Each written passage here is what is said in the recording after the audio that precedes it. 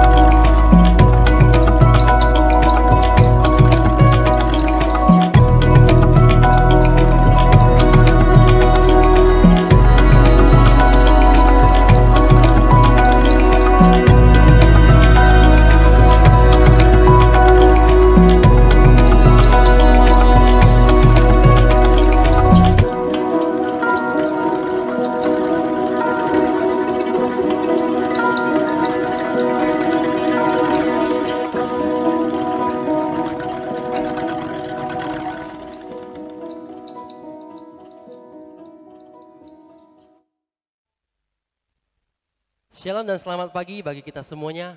Kembali lagi bersama dengan kami di ibadah online Gereja Metodis Mu'en. Kami sungguh bersyukur pada pagi hari ini kami dapat melayani Anda semuanya, dan firman Tuhan akan disampaikan oleh hamba Tuhan kita, Swantau Tommy. Dan hari ini adalah hari yang spesial. Kami ingin mengucapkan selamat Hari Ayah bagi setiap bapak-bapak yang sudah berkeluarga, bapak-bapak yang sudah menikah. Dan saya akan mengundang kita semuanya untuk boleh mempersiapkan hati kita untuk memuji dan menyembah Tuhan kita. Tuhan Bapa kami yang bertata di dalam kerajaan surga, kami sungguh bersyukur buat segala kebaikan-Mu dalam kehidupan kami. Dan pada pagi hari ini Tuhan, kami sungguh bersyukur kami boleh duduk diam dan boleh mendengarkan kebenaran firman-Mu, dan kami boleh memuji dan menyembah Engkau. Biarlah Tuhan waktu ini boleh kami serahkan semuanya di dalam Engkau, kami boleh merasakan hadirat-Mu, dan kami boleh merasakan kebaikan-Mu Bapa. Terima kasih ya Tuhan, demi nama Yesus kami berdoa dan kami bersyukur. Amin. Mari pada hitungan ketiga kita berikan sorak-sorai dan tepuk tangan yang meriah bagi Tuhan kita. 1, 2, 3, haleluya! Tuhan yang kita sembah, Tuhan yang luar biasa. Dia membuat segala sesuatu yang terbaik bagi kita. Amin. Mari kita boleh tepuk tangan. Haleluya.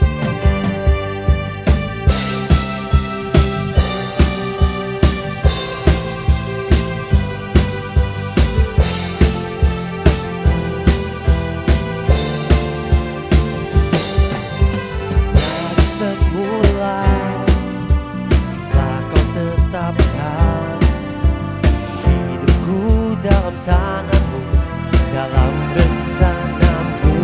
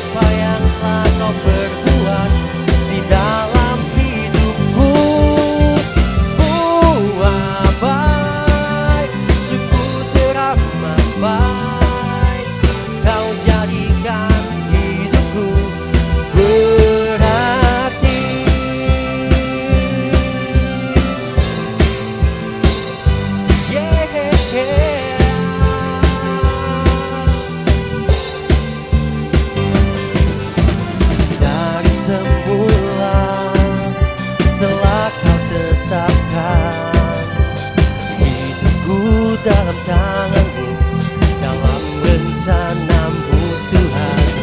Rencana indah telah Kau siapkan bagi masa depanku yang penuh harapan. Mari katakan, semua baik, semua baik. Apa yang telah Kau perbuat di dalam hidupku, semua baik, sungguh teramat baik.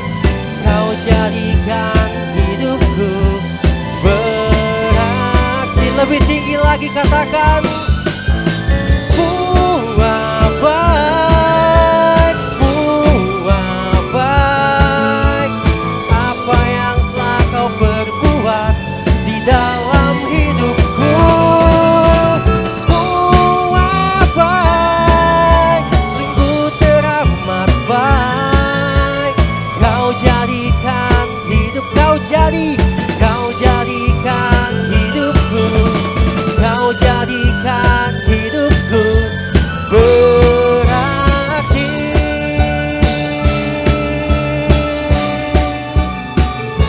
Yeah, yeah.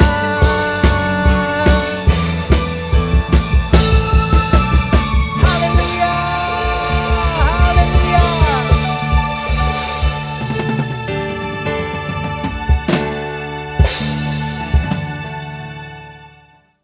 Benar Bapa, Engkau menjadikan segala sesuatu yang terbaik bagi kami. Dan kami sungguh bersyukur Tuhan untuk segala kebaikan-Mu. Dan kami sungguh bersyukur kami boleh mengenal Engkau menjadi juru selamat pribadi kami. Terima kasih Tuhan, Engkau boleh mengasihi kami, Engkau boleh mengajari kami. Haleluya. Engkau Bapa yang mengasihiku, tak Kau pandang bentuk dan rupaku. Engkau mengasihiku dengan sepenuh hati, tak pernah sama seperti dunia ini.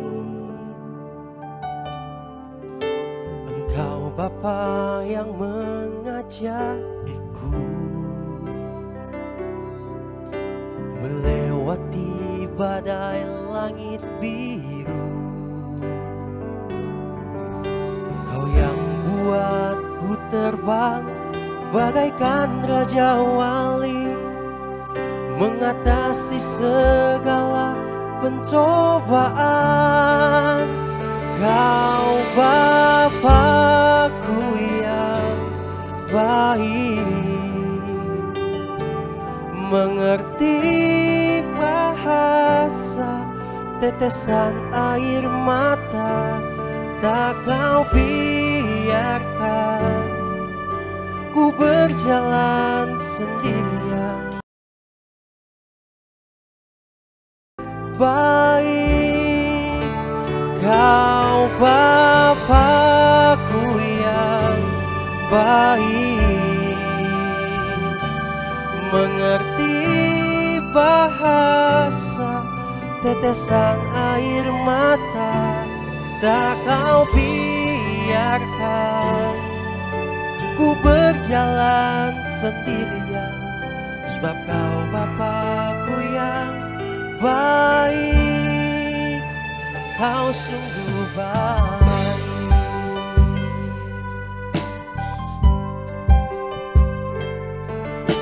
Engkau Bapa yang mengajariku melewati badai langit biru. Engkau yang buatku terbang bagaikan raja wali, mengatasi segala pencobaan. Kau Bapa-Ku yang baik, mengerti bahasa tetesan tetesan air mata tak kau biarkan ku berjalan sendirian, sebab kau Bapakku yang baik. Katakan, kau Bapakku yang baik, mengerti bahasa tetesan air mata tak kau biarkan ku berjalan sendirian, sebab kau Bapakku yang baik. Kau sungguh baik, kau Bapakku yang baik, mengerti bahasa tetesan air mata tak kau biarkan ku berjalan sendirian, sebab kau Bapakku yang baik. Engkau sungguh baik, engkau sungguh baik, engkau sungguh baik.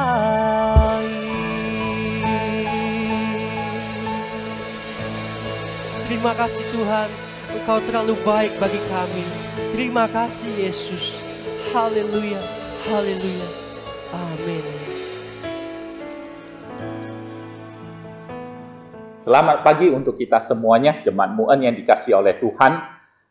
Pertama-tama saya mengucapkan selamat Hari Ayah untuk kita semuanya, Bapak-bapak yang ada di Jemaat Mu'en. Ya, kiranya Tuhan terus bersama dengan kita semuanya, Tuhan terus memberkati keluarga kita. Sebelum kita mendengarkan firman Tuhan, mari kita berdoa terlebih dahulu. Tuhan, kami mengucap syukur untuk anugerah-Mu yang begitu besar atas kehidupan kami, sehingga kami sampai saat ini di dalam perlindungan dan pemeliharaan Tuhan. Tuhan berkati keluarga kami, Tuhan berkati setiap diri kami, sehingga biarlah kami boleh ketika mendengarkan firman Tuhan, kami boleh dipimpin oleh Roh-Mu. Terima kasih Tuhan, kami sebentar lagi Tuhan akan bersama-sama belajar kebenaran firman-Mu. Tuhan berkati kami, berkati juga setiap orang tua kami, berkati juga para ayah, para bapak yang ada di dalam keluarga kami. Biarlah Tuhan memberi kekuatan kesehatan bagi mereka. Terima kasih Tuhan, Tuhan pimpin kami, dalam nama Tuhan Yesus kami berdoa. Amin. Ya teman-teman, hari ini saya ingin mengajak kita untuk boleh melihat ada satu cerita yang terkenal di dalam Alkitab. Cerita yang sudah kita sering dengar, yaitu cerita tentang anak yang hilang. Dan hari ini saya ingin mengajak kita untuk boleh mengeksposisi cerita ini. Ya. Dan cerita ini terdapat di dalam Lukas 15 ayat 11 sampai 32. Nah teman-teman, karena kita sudah sering mendengar cerita ini dan sudah kenal cerita ini, saya tidak akan membacakannya untuk kita. Tetapi saya ingin mengajak kita untuk membuka Alkitab kita di dalam Lukas 15 ayat 11 sampai 32. Nah, teman-teman, ketika kita berbicara mengenai anak yang hilang, seringkali kita berfokus kepada anak bungsu yang hilang ini. Yang ketika dia meminta warisan, lalu kemudian dia berfoya-foya, lalu kemudian dia akhirnya jatuh miskin. Dan akhirnya dia menderita. Tetapi seringkali kita melupakan fokus yang sebenarnya merupakan fokus yang utama, yaitu sosok bapaknya. Ya. Hari ini kita akan melihat dari sudut pandang bapaknya, bagaimana bapaknya menunjukkan kasihnya kepada anaknya. Dan ini berhubungan juga dengan Hari Ayah yang kita peringati hari ini. Nah, teman-teman sekalian, dari cerita anak yang hilang ini, kita bisa mengambil 3 kasih bapak kepada anaknya ini. Ya. Kasih bapak adalah kasih yang bagaimana? Ya. Yang pertama, yang saya sebut sebagai kasih bapak adalah kasih yang melepaskan. Nah, ini satu istilah yang cukup aneh. Kasih bapak adalah kasih yang melepaskan. Apa maksudnya contoh? Nah, teman-teman sekalian, seringkali kita mengasihi dengan cara mengikat seseorang. Seringkali kita mengasihi dengan cara membelenggu seseorang. Sehingga kita menginginkan orang itu melakukan apa yang kita maui dan kehendaki. Tetapi dari cerita ini, kita bisa melihat bahwa kasih Bapa adalah kasih yang melepaskan, bukan kasih yang mengikat. Dan ketika anaknya meminta warisan dari bapaknya, sebenarnya papanya bisa saja menolak, betul teman-teman? Papanya bahkan bisa marah. Dan papanya bahkan bisa mengurung anaknya atau menghukum anaknya. Kenapa kamu kurang ajar sekali? Ya. Sekarang meminta harta warisan. Saya belum meninggal, tapi kamu sudah minta harta warisan. Tetapi kita lihat ceritanya tidak demikian, teman-teman. Bapaknya memberikan harta warisan bukan hanya kepada anak bungsu, tetapi juga anak sulung. Dengan demikian bapaknya memberikan atau melepaskan apa yang menjadi hak bagi mereka. Dan itu sangat penting sekali, teman-teman. Ketika kita berbicara soal kasih, ya, seringkali orang tua mengasihi anaknya dengan cara tidak mau melepaskan anaknya. Dan orang tua mengasihi anak dengan mau mengontrol semuanya. Sehingga anak harus melakukan apa yang diinginkan oleh orang tuanya. Nah, saya rasa ini bukan kasih yang sejati atau sesungguhnya. Kasih yang sejati adalah kasih yang melepaskan apa yang menjadi hak bagi anak atau bagi orang lain. Dan ini ditunjukkan di dalam cerita anak yang hilang. Nah, teman-teman sekalian, tapi jangan salah. Kasih yang melepaskan bukan kasih yang tidak bertanggung jawab. Kasih yang melepaskan bukan kasih yang membiarkan. Saya yakin sekali papa dari cerita ini tidak ingin membiarkan anaknya supaya anaknya nanti akhirnya jatuh ke dalam dosa dan akhirnya menderita. Saya rasa dia saya yakin sekali dia tidak mempunyai kehendak yang demikian. Tetapi ketika papanya melepaskan apa yang menjadi haknya kepada anaknya, papanya ingin anaknya bisa memilih dengan baik. Papanya ingin anaknya supaya bisa bertumbuh menjadi dewasa. Papanya ingin anaknya supaya bisa bertanggung jawab menggunakan apa yang menjadi hak mereka. Dan ini adalah hal yang bisa kita lihat di dalam cerita ini. Dan seringkali teman-teman sekalian, konflik bisa muncul karena kita tidak mengerti kasih yang melepaskan ini. Bagaimana konflik bisa terjadi di dalam rumah tangga ketika orang tua tidak bersedia melepaskan hak kepada anaknya untuk memilih bersama dengan pasangannya. Makanya seringkali bisa terjadi konflik antara menantu dan mertua. Dan ini terjadi karena orang tua mau mengontrol anaknya, mau mengikat anaknya, mau mengekang anaknya, sehingga terjadi konflik. Ya. Sehingga anaknya menjadi bingung, saya harus memilih orang tua atau saya harus memilih istri. Saya rasa tidak seharusnya terjadi demikian. Apalagi ketika sudah punya anak, ya, grandpa dan grandma cenderung juga mengajar, ya, dan tidak mau melepaskan, ya, apa yang menjadi hak dari orang tua untuk mengajari anak-anak. Sehingga ketika kita mengajari anak-anak, grandpa dan grandma kita cenderung gimana? Oh, jangan begitu, kamu nggak boleh marah dia, kamu nggak boleh disiplin dia dengan cara begitu. Dan itu bukan kasih yang melepaskan.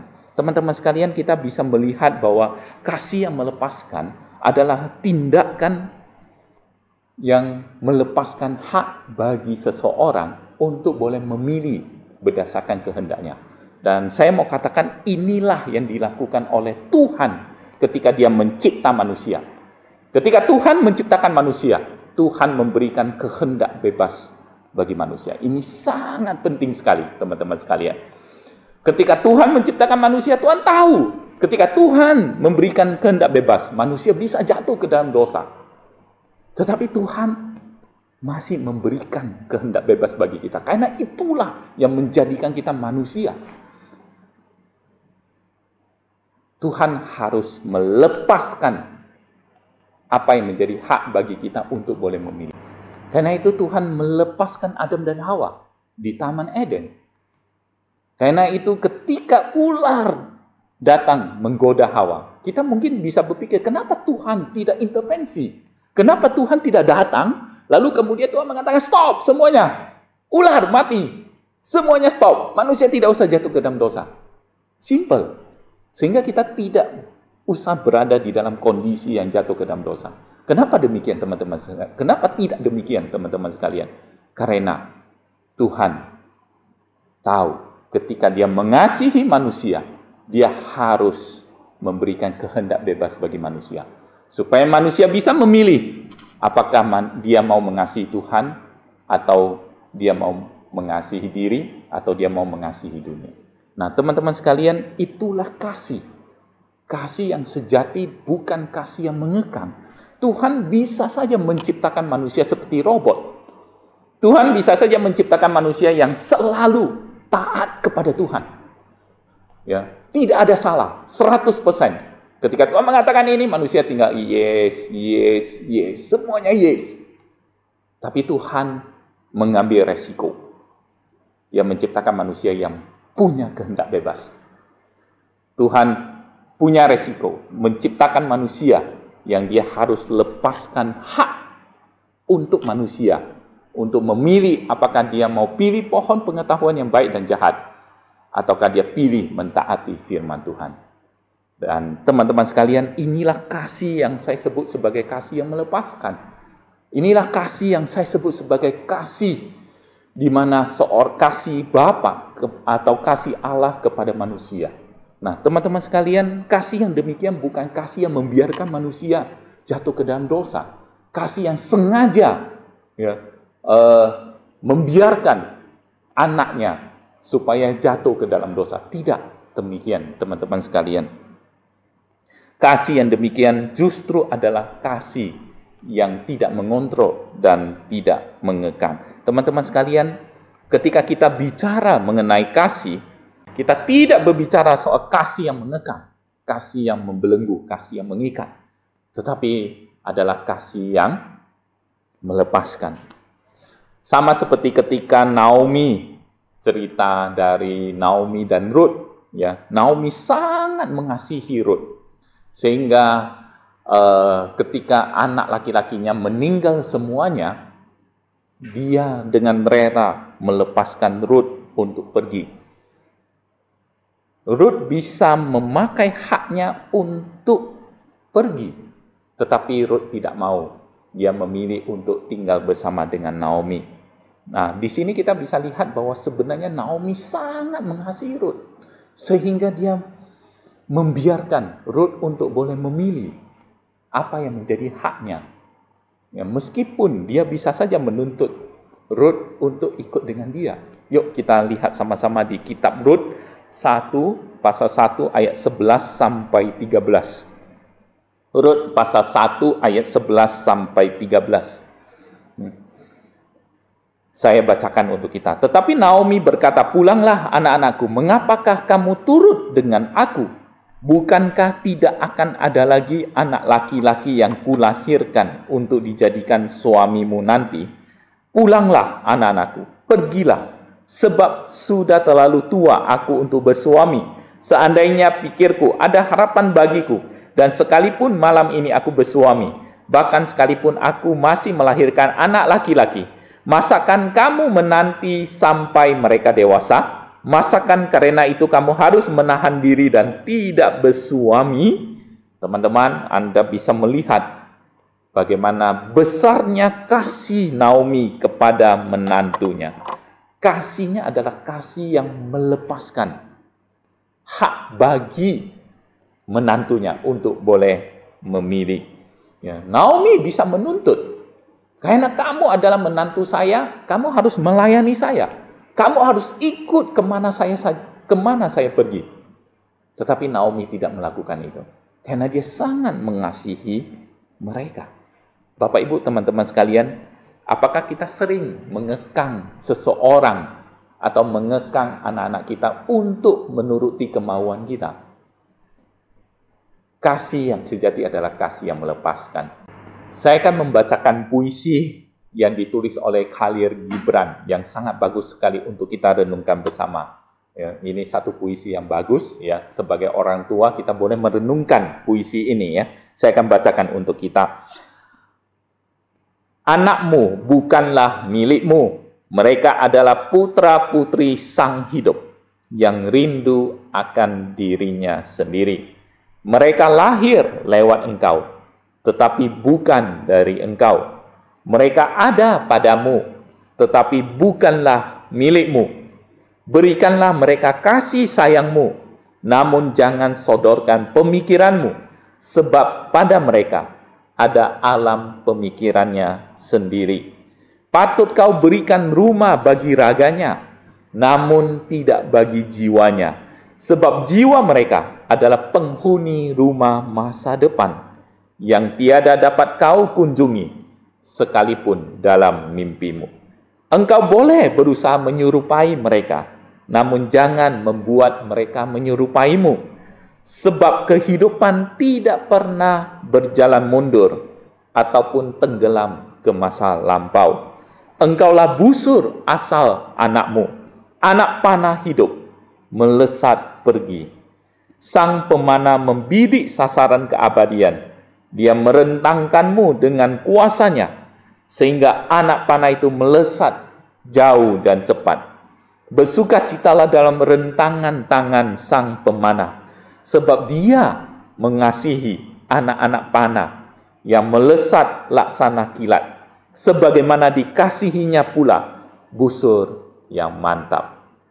Teman-teman, ini puisi yang luar biasa sekali, yang mengingatkan kepada kita bahwa anak-anak kita, meskipun ada di dalam tanggung jawab kita, tetapi mereka pada saatnya akan dewasa dan mereka punya keinginan, kehendak, pemikiran sendiri.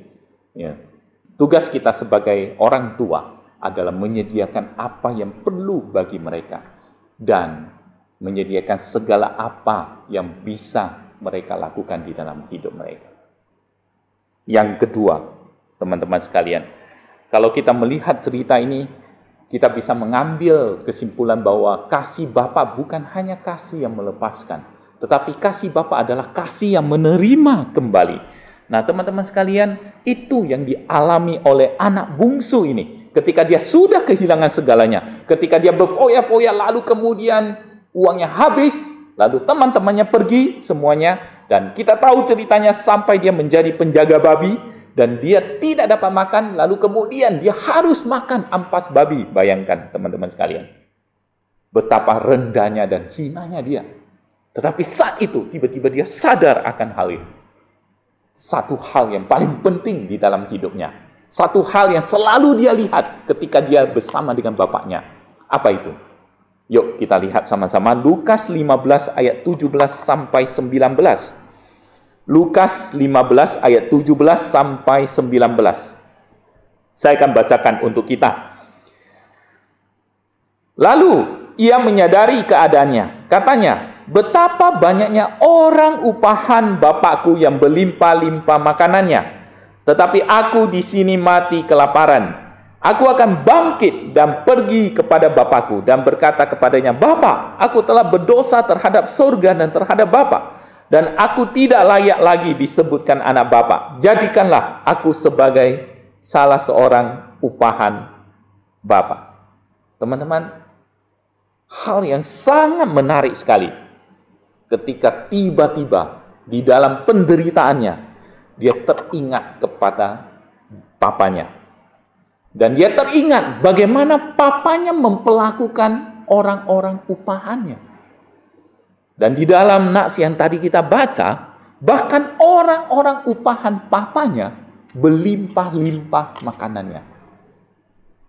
Teman-teman sekalian, itulah kasih dari Bapa yang dia bisa lihat ketika dia bersama dengan papanya. Dia teringat bagaimana papanya memperlakukan orang upahan dengan kasih, apalagi terhadap dia yang sebagai anaknya.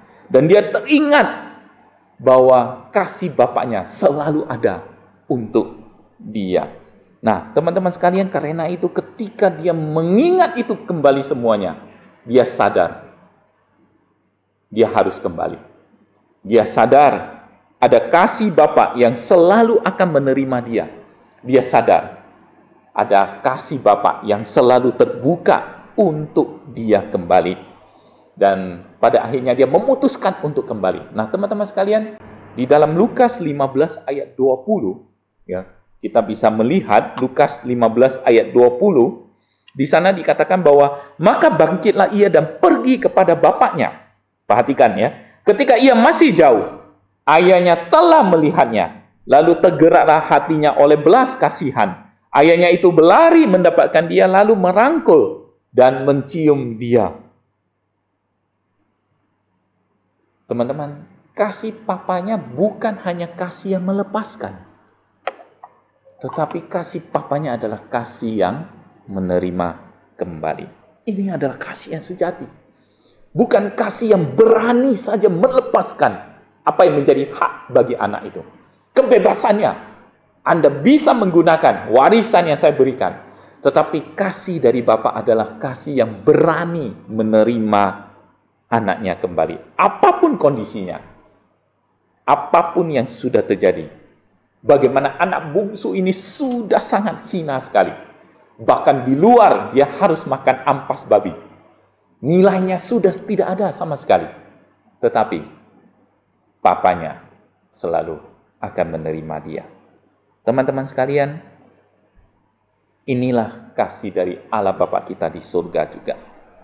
Ketika Tuhan menciptakan manusia dengan kehendak bebasnya, kita tahu dari cerita Alkitab Kejadian pasal 3, manusia menggunakannya dengan salah, sehingga manusia jatuh ke dalam dosa. Manusia lebih memilih taat kepada iblis daripada taat kepada firman Tuhan. Dan sejak saat itu, kita semua jatuh ke dalam dosa, sama seperti anak bungsu ini. Kita terus-menerus berbuat dosa. Hati kita cenderung melakukan kejahatan. Dan akibat dari dosa adalah maut. Akibat dari dosa adalah penderitaan. Bahkan kita seringkali makan ampas dari dunia ini. Mungkin ini saatnya kita mengingat kembali kasih Bapa. Kasih yang selalu terbuka untuk kita. Kasih yang akan menerima anak yang hilang ini. Ketika anak bungsu itu pulang dan papanya melihat dia, papanya langsung berlari mendapatkan dia. Kita bisa melihat dari cerita ini bagaimana papanya dengan belas kasihan melihat anaknya ini. Lalu kemudian papanya pergi dan memeluk dia. Inilah kasih yang menerima kembali. Kasih yang menerima kembali adalah kasih yang berinisiatif. Kasih yang berbelas kasihan. Setiap orang yang berbelas kasihan akan berinisiatif. Dan ini juga kasih yang selalu Tuhan tunjukkan bagi bangsa Israel. Yang kita tahu bangsa Israel adalah bangsa yang selalu melawan Tuhan. Bangsa yang meskipun mereka melihat begitu banyak mujizat, tangan pemeliharaan Tuhan, tetapi mereka selalu mau mengikuti jalan sendiri. Sama seperti anak bungsu ini. Mereka selalu menyembah dewa-dewa yang lain.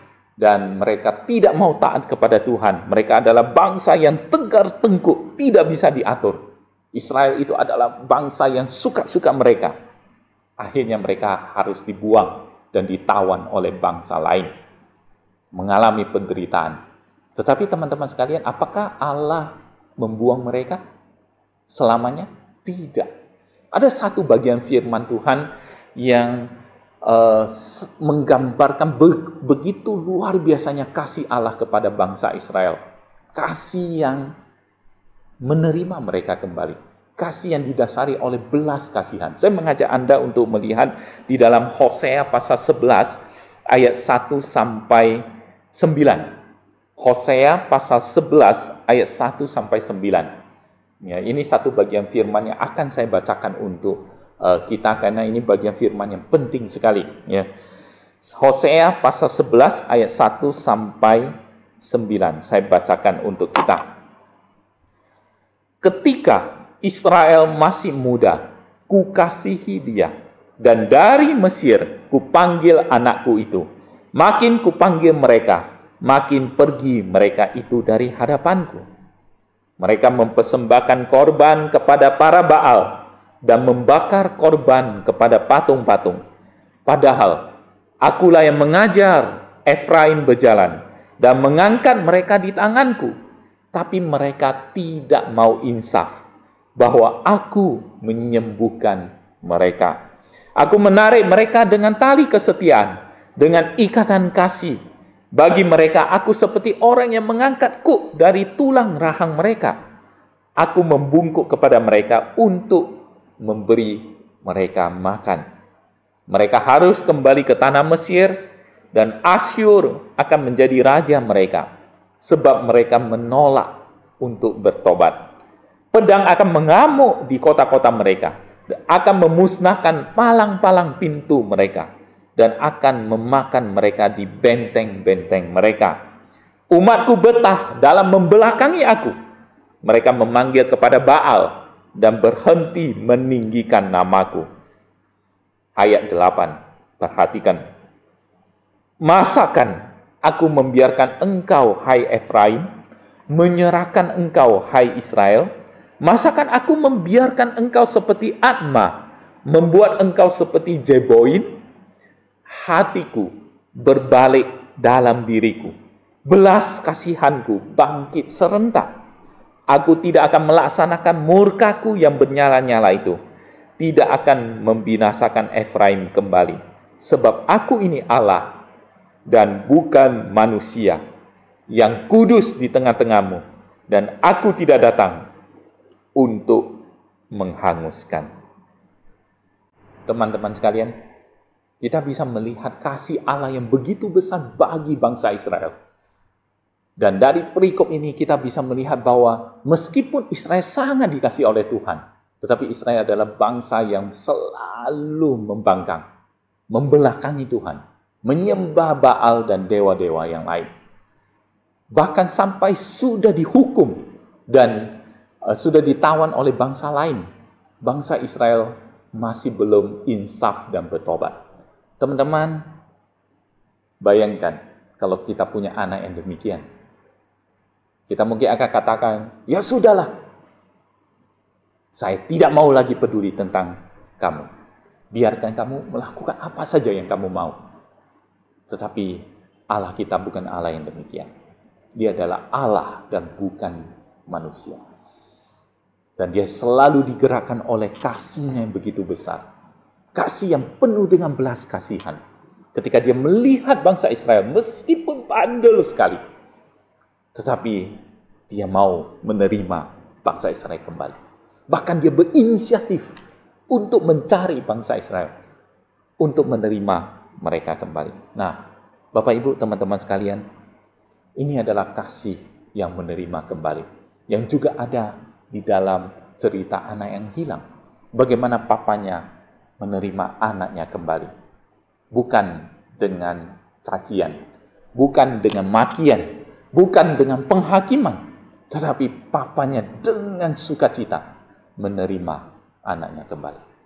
That is true love, Bapak Ibu. Yang ketiga, kasih Bapa selain adalah kasih yang melepaskan hak bagi anaknya, selain juga adalah kasih yang menerima kembali. Yang ketiga adalah kasih Bapa adalah kasih yang saya sebut sebagai kasih yang memulihkan. Nah, teman-teman, dalam cerita anak yang hilang, ketika papanya menerima anaknya kembali, dia menerima dengan penuh kasih, tetapi bukan hanya berhenti sampai di sana.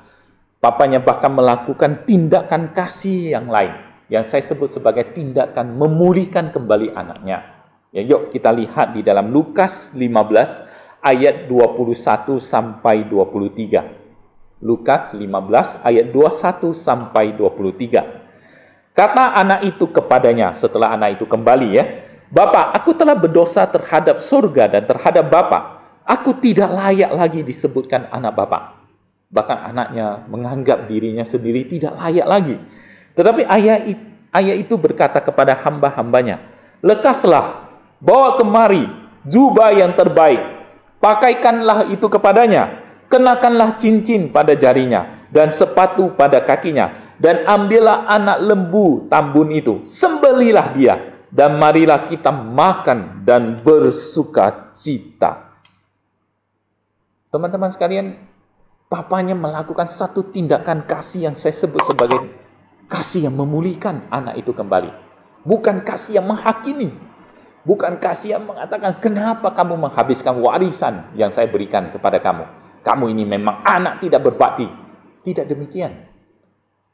Kasih dari Bapa yang sudah menerima dia kembali, bukan hanya menerima, tetapi juga memulihkan apa yang hilang pada anak ini. Karena bapaknya tahu anaknya sudah menghadapi konsekuensinya.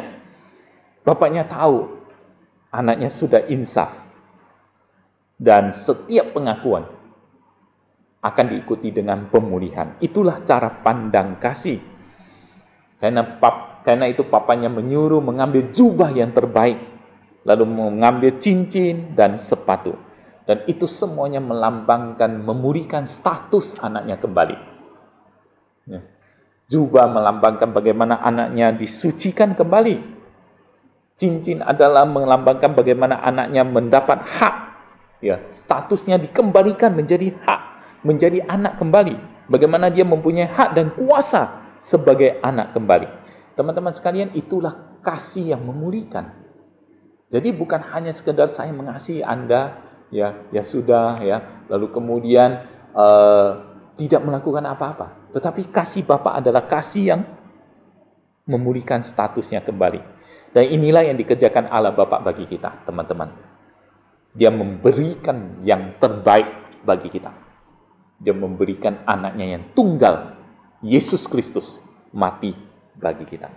Supaya ketika kita percaya, kita menerima jubah, cincin, dan sepatu yang baru di dalam hidup kita. Ketika kita percaya, kita menerima jubah penyucian yang menyucikan segala dosa kita. Ketika dia sendiri harus memakai jubah ungu ketika disalibkan, supaya kita bisa memakai jubah kebenaran dan jubah penyucian. Teman-teman, itulah kasih papanya kepada anaknya. Bagaimana papanya bukan hanya menerima dia, tetapi papanya juga memulihkan anaknya kembali.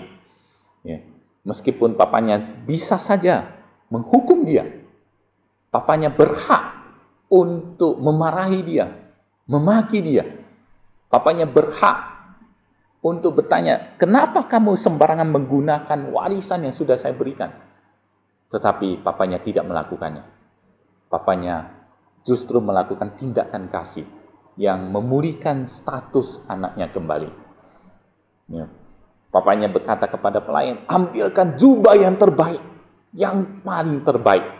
Ambilkan cincin dan sepatu untuk dipakaikan kepada anakku ini.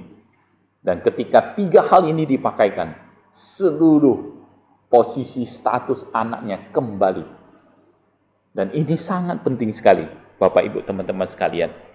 Dia bukan hanya menerima kasih dari bapaknya, tetapi dia juga menerima pengampunan dan pemulihan secara utuh. Dia menerima kembali hak dan kuasanya sebagai anak. Meskipun awalnya anak ini berpikir, sudahlah, saya sebagai hamba juga nggak apa-apa. Tetapi justru yang dilakukan papanya adalah melebihi apa yang diharapkan oleh anaknya sendiri. Papanya justru memulihkan kembali semuanya, hak dan kuasanya sebagai anaknya. Dan inilah yang dikerjakan oleh Allah Bapa bagi kita, teman-teman sekalian. Karena begitu besarnya kasih Allah akan dunia ini, sehingga Allah Bapa memberikan yang terbaik, yaitu anaknya yang tunggal, mati bagi dosa kita.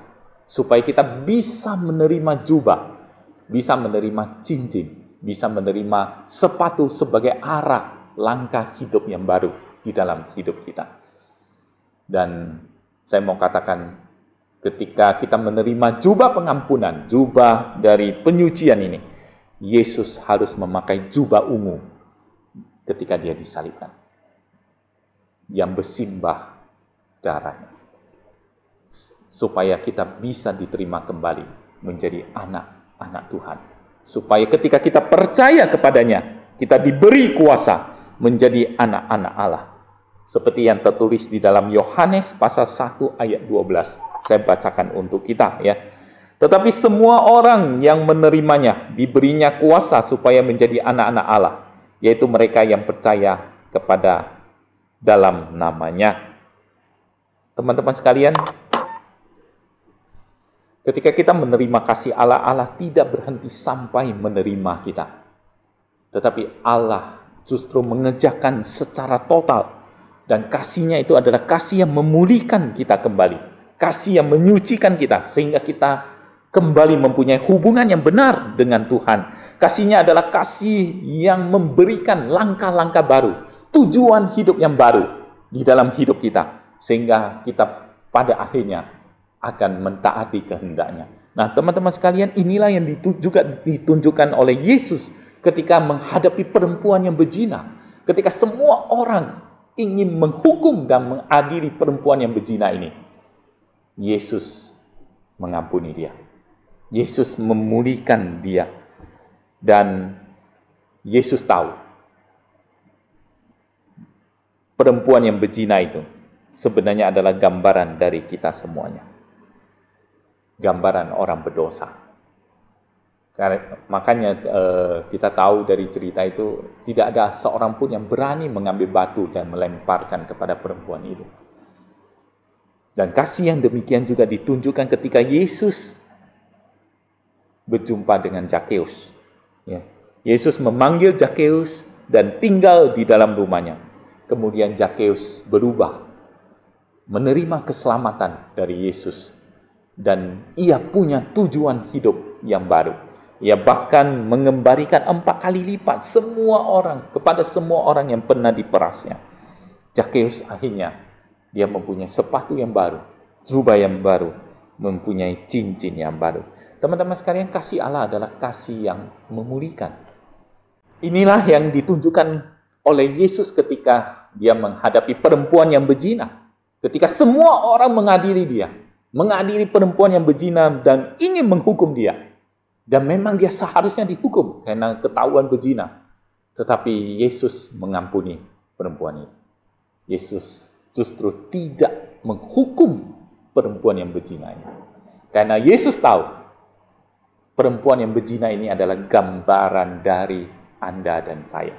Gambaran dari kita semuanya. Gambaran dari orang berdosa. Gambaran dari anak bungsu. Makanya kita tahu dari ceritanya tidak ada seorang pun yang berani menerima tantangan Yesus untuk mengambil batu dan melemparkan kepada perempuan itu. Karena kita semuanya adalah anak bungsu. Anak yang seharusnya menerima kasih dan dipulihkan kembali. Ini juga yang ditunjukkan oleh Yesus ketika Yesus berjumpa dengan Zakeus. Bagaimana semua orang menganggap Zakeus itu adalah musuh masyarakat. Tidak ada orang yang mau bergaul dengan dia. Tetapi Yesus memanggil Zakeus. Dan Yesus tinggal di dalam rumahnya.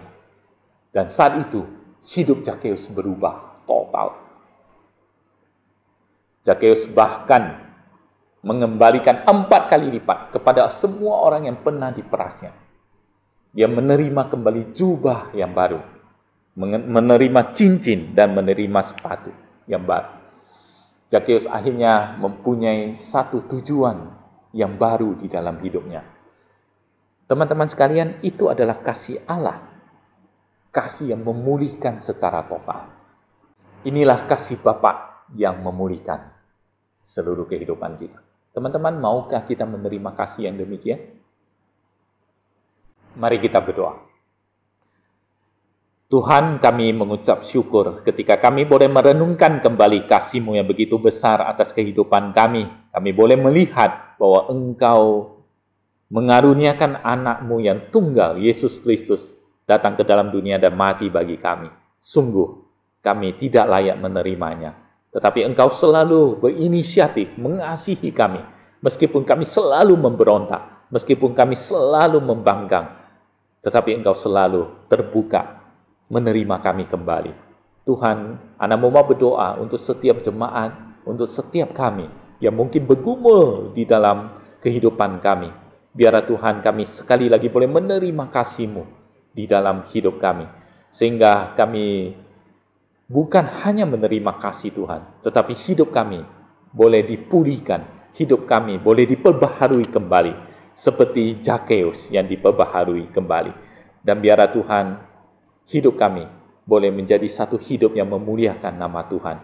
Karena kami sudah menerima kasih daripada Tuhan. Terima kasih Tuhan, Tuhan berkati kehidupan kami, berkati setiap ayah-ayah Berkati setiap para bapak di dalam jemaat MUN, biarlah Tuhan kami boleh menjadi sosok ayah yang benar-benar mengasihi anak-anak kami, sosok ayah yang boleh menjadi teladan bagi anak-anak kami. Sehingga biarlah Tuhan kami boleh menampilkan kasih Allah di tengah-tengah keluarga kami. Terima kasih Tuhan, dalam nama Tuhan Yesus kami berdoa. Amin. Oke, shalom untuk kita semuanya.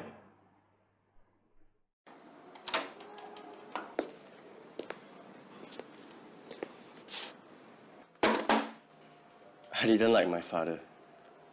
Karongguni.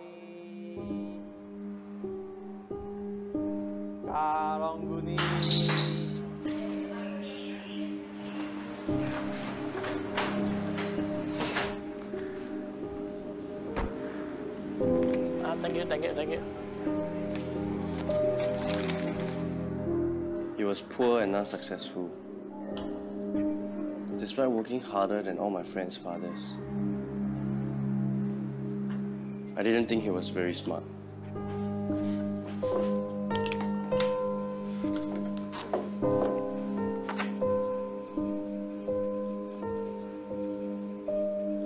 Hey, it's not for you.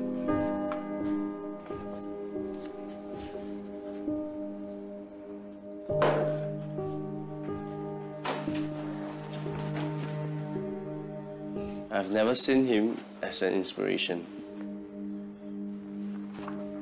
Hey, what? We are late for school. Oh yeah, school. Sorry. Oh, here's your pocket money. Here's a bit of extra. Time to pay your taxes.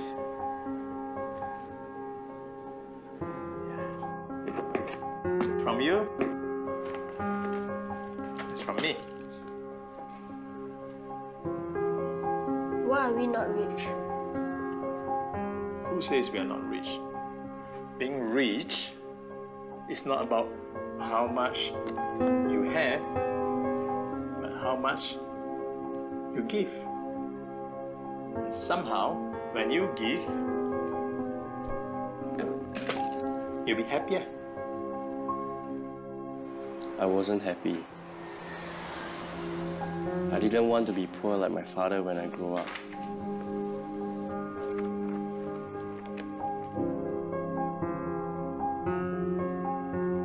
I knew I wanted to be more successful than my father.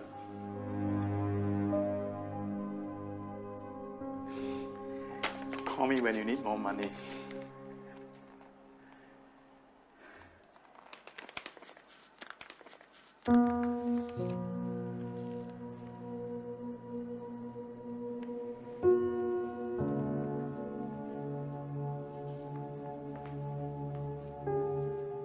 Are you coming back for reunion dinner this year? No, I'm not coming home this year. Yeah, new job here. Maybe after New Year, we'll see. Yeah, I'm really busy now. Okay, bye.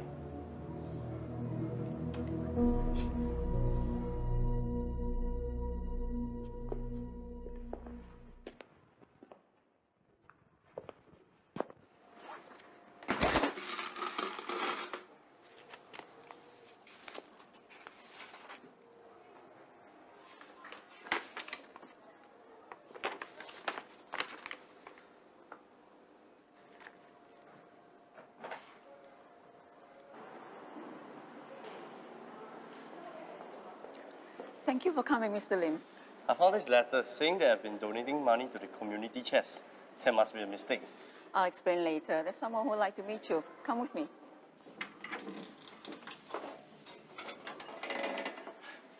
Thank you for coming, Mr. Lim.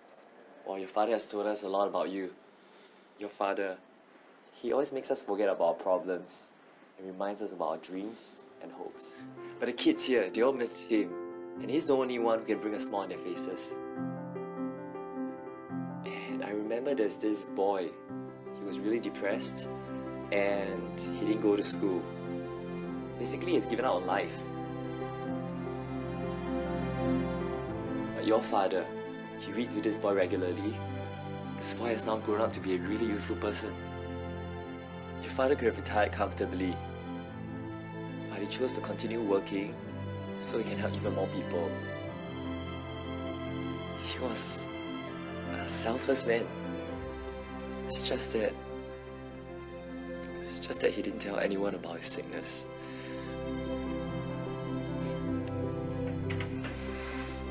Mr. Lim, I've been trying to reach you. This is for you, in recognition of your donations. He has my name. But I didn't donate. It's your dad. He didn't want you to know.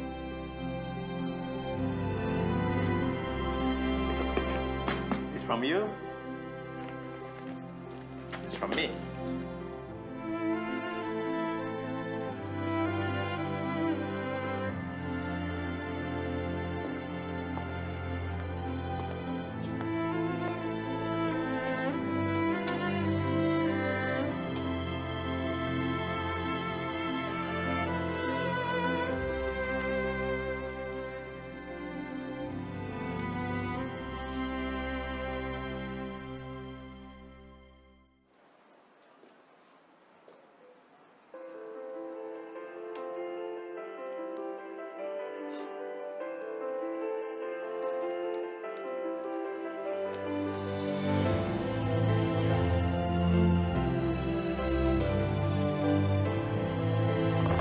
On my father's birthday, I will celebrate his life as he would have wanted it.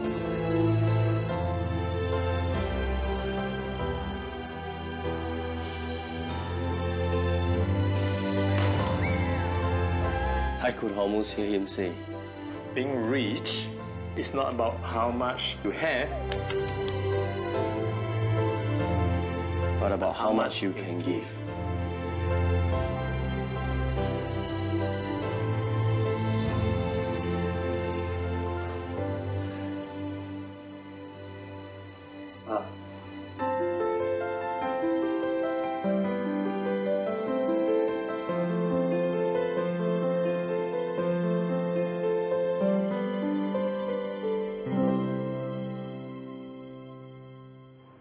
Jemaat Mu'en yang dikasihi oleh Tuhan, mari kita menerima berkat daripada Tuhan. Kiranya kasih sayang dari Allah Bapa kita di surga, kasih karunia dari Tuhan kita Yesus Kristus, persekutuan, penghiburan, kekuatan daripada Roh Kudus, itulah yang menyertai kita sekalian dari sekarang sampai selama-lamanya.